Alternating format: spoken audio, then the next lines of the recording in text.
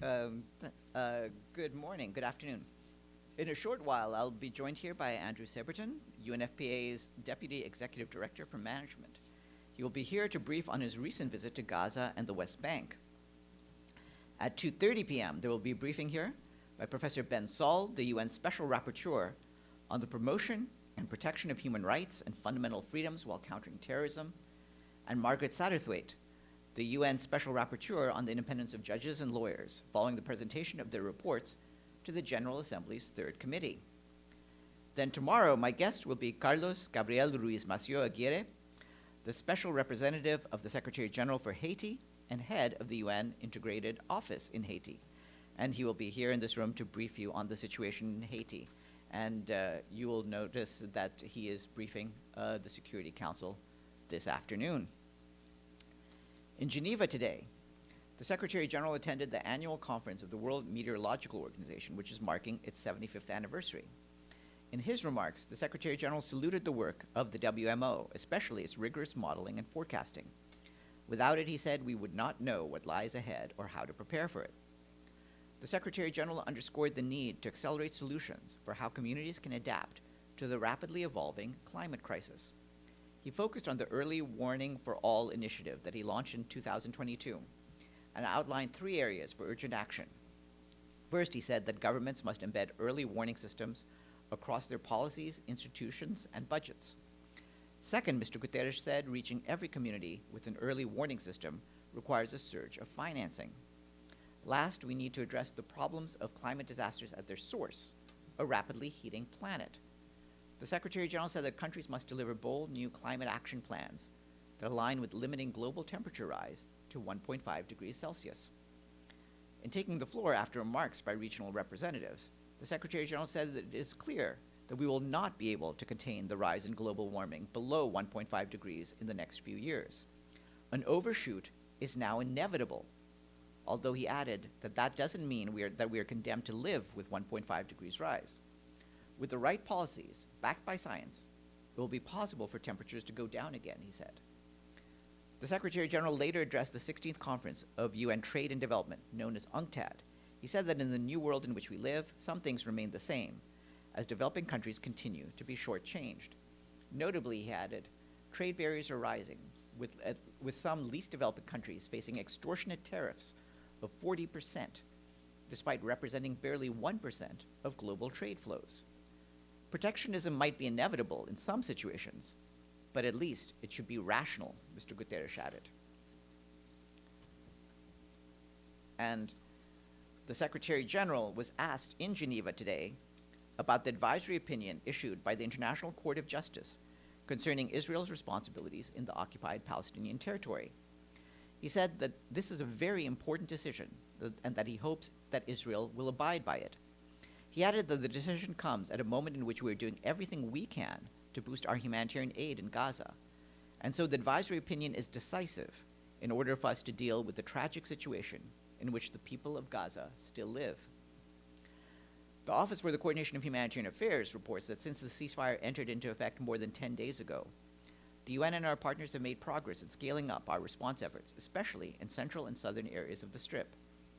The continued closures of the Sikkim and Erez crossings, which provide direct access to the north, makes it extremely challenging for the UN and partners to reach people there with vital support at the scale needed. Our partners monitoring population flows across Gaza report that people continue to move towards areas that were off limits before the ceasefire. More than 425,000 movements have been reported from southern to northern parts of the Strip since the 10th of October.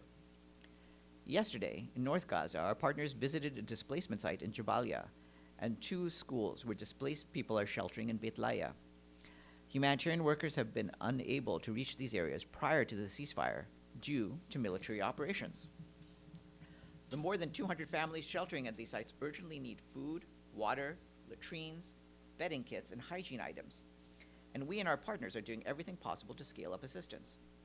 Yesterday, the World Health Organization said that although the needs are immense, we will not be overwhelmed by the task ahead to rebuild and rehabilitate Gaza's health systems. Yesterday, the UN teams were able to monitor goods coming through the Kisufim crossing under the UN 2720 mechanism. This was made possible after the Israeli authorities facilitated access to our teams, as we mentioned earlier this week. Inside Gaza yesterday, and out of 10 humanitarian missions coordinated with the Israeli authorities, 6 were facilitated, including the collection of water tanks, hygiene kits, and fuel from the crossings into Gaza. Today, we managed to collect several tankers of fuel and hundreds of pallets of baby diapers. On Monday, at least 145 UN-coordinated trucks carrying nearly 1,500 metric tons of aid were collected from the Kerem Shalom, Kerem Abu Salam, and Kisufim crossings. That's according to the UN 2720 mechanism dashboard. Almost 3/4 of the aid picked up was food, but the UN and partners were also able to collect shelter materials, animal food, health supplies, and water, sanitation, and hygiene items. In terms of aid entering Gaza, on Monday, 263 trucks from the UN and its partners were offloaded at the Kerem Shalom, Kerem Abu Salam, and Kisufim crossings. That's also according to the UN 2720 mechanism dashboard. The trucks were carrying 1,600 metric tons of aid, more than 40% of which was food. Earlier today, 12 UN international staff were amongst those previously held in the UN compound in Yemen, departed Sana'a on a UN humanitarian air service flight. 3 other staff who were detained in the compound are free to move or travel. Currently, 53 UN colleagues remain arbitrarily detained by the de facto authorities. This is in addition to personnel from non-governmental and civil society organizations, as well as from diplomatic missions. The UN at all levels continues to be seized with the matter and is in constant contact with the relevant authorities in Sana'a and with concerned member states and partners to secure their release. We renew the Secretary General's call for their immediate and unconditional release.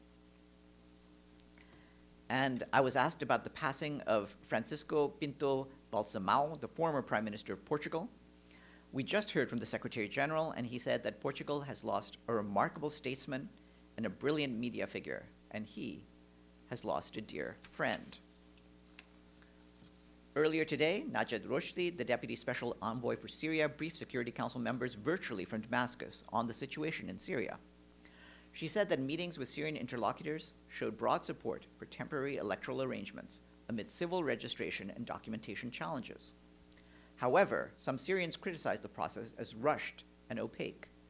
She emphasized that solutions must uphold Syria's sovereignty, unity, independence, and territorial integrity, and address the Druze and Bedouin communities' safety and rights.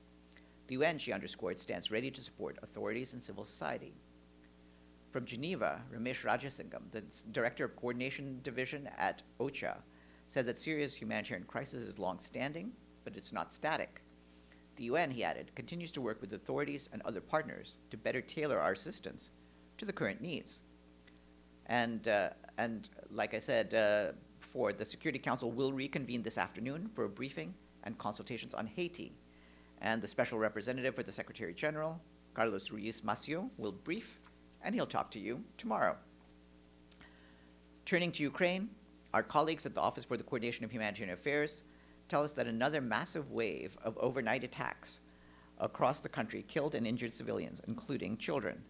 According to local authorities, the strikes mainly impacted the capital, Kiev. Multiple residential buildings, a school, and a kindergarten in Kharkiv were damaged, as well as other civilian infrastructure, including energy and port facilities in several regions, as reported by the authorities and aid workers. Ukraine's Minister of Energy confirmed that the attacks affected energy infrastructure nationwide, triggering emergency blackouts in most regions. Power and water supply disruptions were reported, while national railway services experienced delays due to damaged lines. We, along with our humanitarian partners, were on the ground from the early hours, supporting impacted communities and complementing the work of the state emergency services. Today in the Kherson region, an interagency humanitarian convoy reached Uruzhain, a frontline community regularly impacted by shelling and drone attacks. We, along with our partners, delivered 11 metric tons of assistance for some 1,000 residents, including food, hygiene, and dignity kits, warm blankets, solar lamps, and medical supplies. This was the 24th humanitarian convoy to hard-hit areas of the Kherson region this year. The Office for the Coordination of Humanitarian Affairs is closely monitoring Tropical Storm Melissa in the Caribbean, which could strengthen into a major hurricane, potentially impacting the Dominican Republic, Haiti, Jamaica, and eastern Cuba. Our humanitarian colleagues are working with UN partners and the Caribbean Disaster Emergency Management Authority to step up preparedness activities. The storm is expected to bring heavy rains and strong winds to Haiti, potentially leading to flooding, landslides, and power outages. Based on this forecast, $4 million has been allocated from the Central Emergency Response Fund for Haiti, so the World Food Program, the UN Children's Fund, and the International Organization for Migration can support more than 100,000 vulnerable people before the storm hits. The funds were released as part of what we call anticipatory action efforts, which allowed the humanitarian community in Haiti to get ahead of the direst consequences of storms and hurricanes. The response will focus on critical early warning messages and life-saving evacuation support, as well as cash transfers, emergency shelter management, and water, sanitation, and hygiene kits. We have an update from our peacekeeping colleagues in the Central African Republic, who continue to support the country's peace process, including through the disarmament, demobilization, and reintegration process. From the 16th to the 20th of October, the UN mission, MINUSCA, facilitated the disarmament and demobilization of ex-combatants in Bangui, the capital city, and in Mobay in the southern part of the country, providing technical, logistical, security, and financial support to the national disarmament program. As you will recall, in recent months, the two most active armed groups in the country, namely 3R and UPC, have returned to the peace agreement. Since the 10th of July, 692 ex-combatants have been disarmed and demobilized, and more than 500 weapons have been collected. We have a senior personnel appointment. Today, the Secretary General announced the appointment of Stephen Hill of the United States as Assistant Secretary General for Legal Affairs. He succeeds Stephen Mathias, also of the United States, to whom the Secretary General expresses his deep gratitude for his dedicated service and long-standing commitment to the organization. Mr. Hill brings over 20 years of experience working on international legal issues in multilateral organizations, national government, and in academia. He's currently serving since 2022 as Executive Secretary of the International Institute for Justice and the Rule of Law, an intergovernmental organization. Mr. Hill previously held the position of legal advisor and director of the Office of Legal Affairs at the North Atlantic Treaty Organization. And last, a report released today by the UN Environment Program shows that government and industry responses to UNEP's more than 3,500 satellite methane alerts climbed from 1 to 12% in the past year. Nevertheless, UNEP stresses that action must accelerate to minimize global temperature rise and achieve the global methane pledge goal of curbing methane emissions by 30% by 2030. Inger Andersen, Executive Director of UNEP, noted that reducing methane emissions can quickly bend the curve on global warming, so it is encouraging that data-driven tools are helping the oil and gas industry to report on their emissions and set ambitious mitigation targets. But to keep the Paris Agreement targets within reach, she said, the important progress on reporting must translate into cuts to emissions.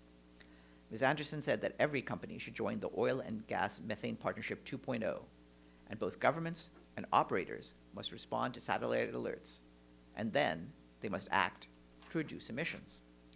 So, any questions before we get to our guests? Yes, Ibtisam. Thank you, Farhan. So the Israeli Knesset approved today in a preliminary vote a bill to annex the West Bank. Any comments on that? As you know, the status of the West Bank remains for negotiations, and we, of course, support a two-state solution, and we oppose any efforts to affect the status quo unilaterally. What do you mean it remains, the status of the West Bank remains for negotiation? I thought it's part of the... It's part of the occupied Palestinian territory, and as you know, it's up to Israel and Palestine to negotiate the status of Palestine. Palestine, as you know, is an observer state of the United Nations.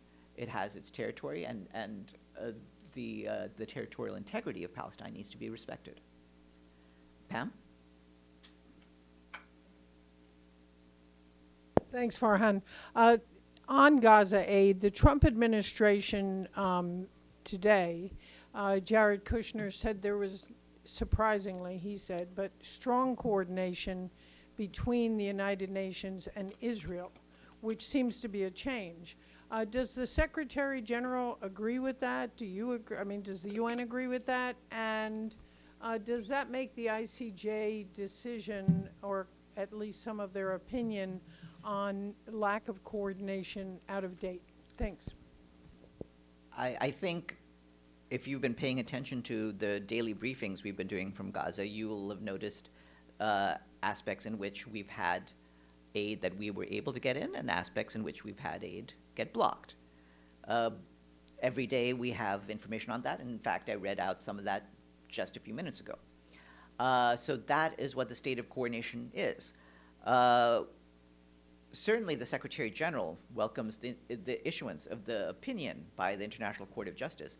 But one of the things to focus on is that the court emphasized the obligation of Israel to allow and facilitate humanitarian relief schemes by the United Nations, including by UNRWA, the UN Relief and Works Agency, and other impartial actors for so long as the population in Gaza remains inadequately supplied. So that is the cooperation that we expect to have, and that is part, as the ICJ determined, that is part of Israel's legal obligation. But just to clarify, both Tom Fletcher and Jared Kushner said there was a lot more aid going in under the new plan. Is that not the view of the UN? I've just told you that there is more aid going in, but Not right now, enough. if you listen to the first thing I said at the start of the briefing, I pointed out that only 2 crossing points, Kisufim and Kerem Abu Salam, are open right now. We need to have more crossing points open. We need to get more aid in. So yes, the cooperation has improved in recent days since the ceasefire, but much more needs to be done. Deji? Sorry, bear with me. I have several questions. You just described that among 10 humanitarian operations inside Gaza, 6 has been granted, and which means 4 has been rejected. What's the excuse for the rejection? I applaud you for your math skills, and I would refer you to Israel for any reasoning about why things were rejected. I was wondering, because we have another ceasefire this January.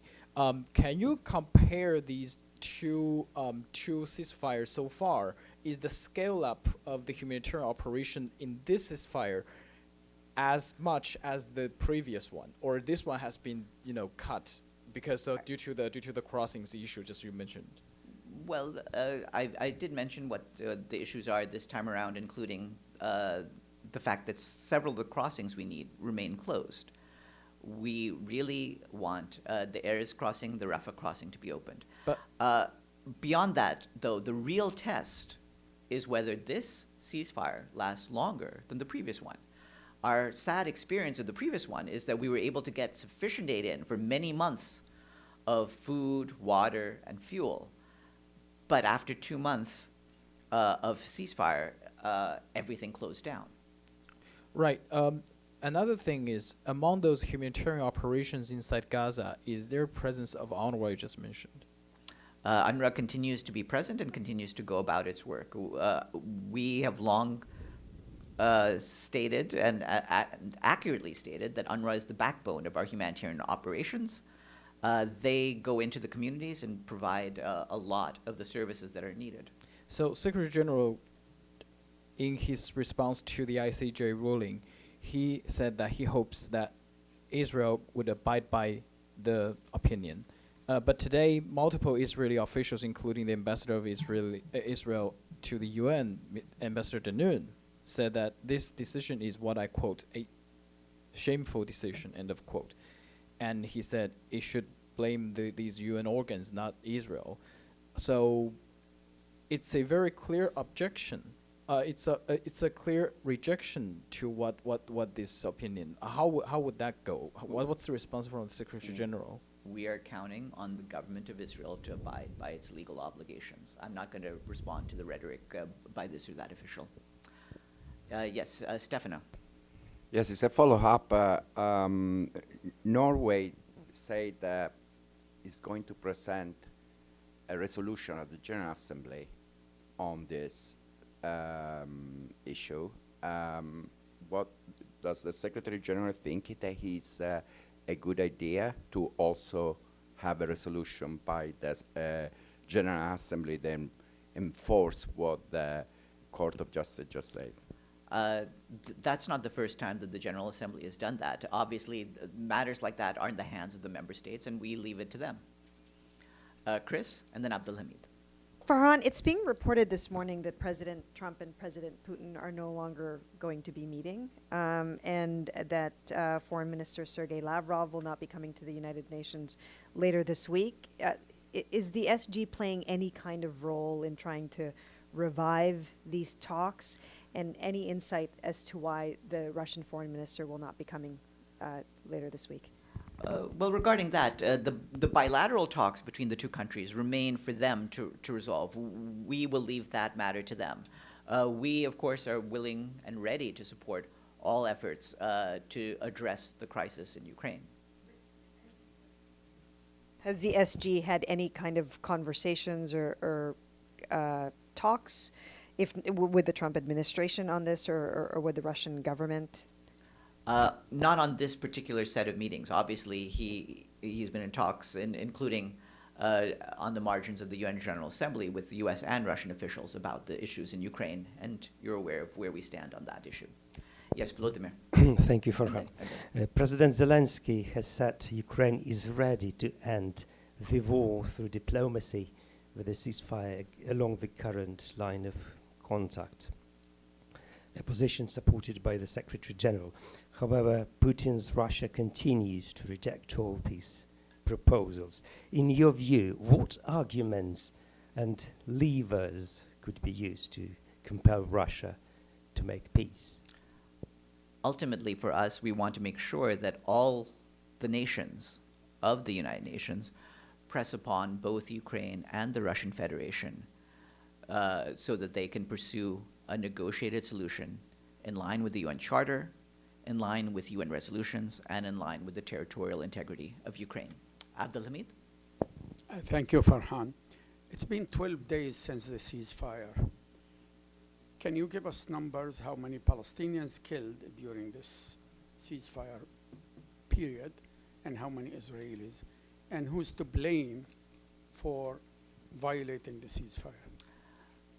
Well, the numbers are provided, the numbers we have of Palestinians killed are from the Gaza Ministry of Health, and we'd refer you to them for that. And of course, Israel has put out numbers, including of several soldiers who were killed there. Obviously, when there's any ceasefire, it takes some time for a complete cessation of hostilities to take effect on the ground, and we are aware of that. But we implore both sides to do everything they can to make sure that the ceasefire lasts and that there are no further casualties. My second question, about sports in politics. What is the UN position? Should sport be separated completely from politics, or should it be included? For example, like South Africa was banned from participating in global sports. Similar case is Russia. But now when the issue is raised with Israel should be included, should be banned from World Cup, or they say we should separate politics from sport. What is the UN exact position? Well, you'll have seen the role we've had. We've sometimes encouraged the use of sport as a way to bring nations closer together.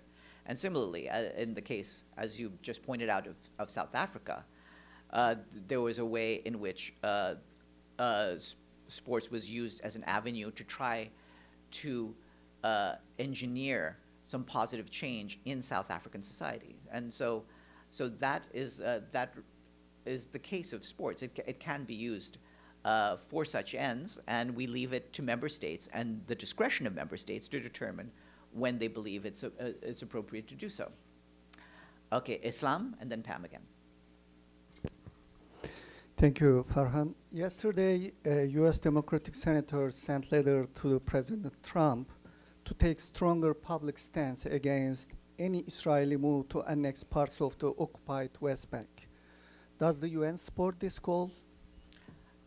Of course, we're in favor of all steps that discourage and the changes to the status quo in the West Bank. And second question, maybe this is asked before, but I would like to ask again. Gaza officials say that Israel has released around 150 Palestinian bodies who died in prisons. They say some of them tortured brutally, even shot in close range. Plus, some of them has a missing parts, suggesting that their body parts were stolen, like eyes, corneas, and other body parts. What is the UN reaction to that? We're aware of these reports, which are very disturbing. We've always called for the rights of all those detained by the Israeli authorities to be fully respected. And as you know from our Human Rights Office, we've expressed our concerns that those rights are sometimes violated. Pam?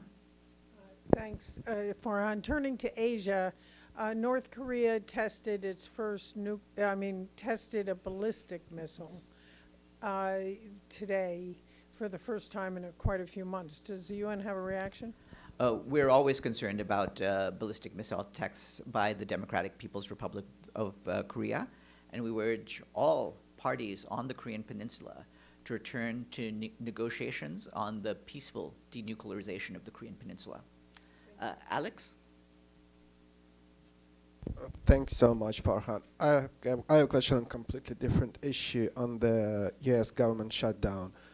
Is it somehow affecting the communication between the Secretariat and the U.S. mission?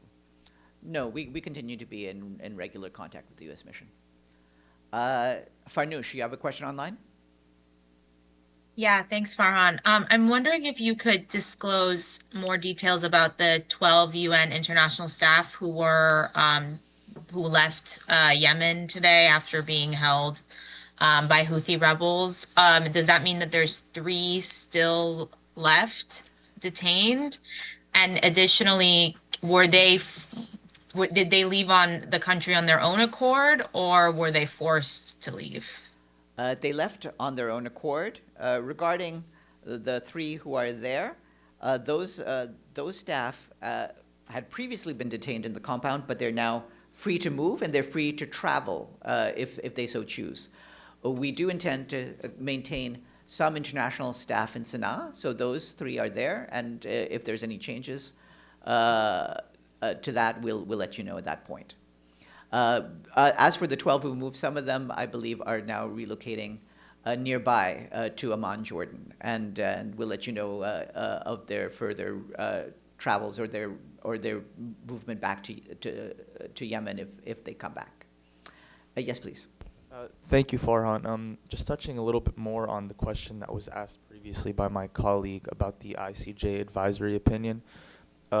I know that you said you would rather not comment on some of the rhetoric, but the Israeli Foreign Ministry rejected the ICJ opinion so much that the statement released today added, Israel will not cooperate with an organization that is infested with terrorist activity, saying that UNRWA was infiltrated by Hamas and complicit within the October 7th massacre.